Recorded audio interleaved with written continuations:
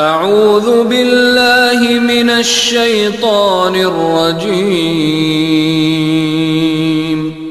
بسم اللہ الرحمن الرحیم۔ السلام علیکم ورحمۃ اللہ وبرکاتہ۔ آج ہم بات کریں گے ایک ایسی دعا کے بارے میں جس کو پڑھنے سے آپ دنیا اور آخرت کے عذاب سے بچ سکتے ہیں۔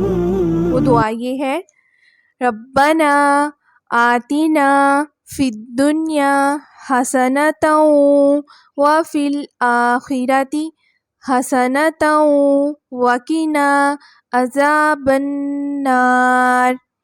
اس دعا میں ہم اللہ تعالیٰ سے دنیا اور آخرت دونوں چیزیں مانگ رہے ہیں۔ جو عقل والے ہوتے ہیں وہ دنیا کے ساتھ ساتھ آخرت بھی مانگتے ہیں۔ دنیا کا مانگنا کوئی بری بات نہیں اور نہ ہی دنیا برائی ہے، ہمیں اس کی بھلائی مانگنی چاہیے۔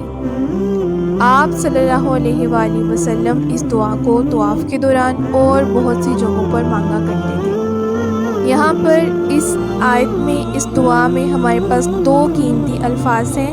نمبر 1 فی الدنیا حسنہ۔ یہاں پر دنیا کی حسنہ سے کیا مراد ہے؟ دنیا کی حسنہ سے مراد ہے مال، اولاد، علم، ہدایت، تقوی اور عبادت میں مخلصی۔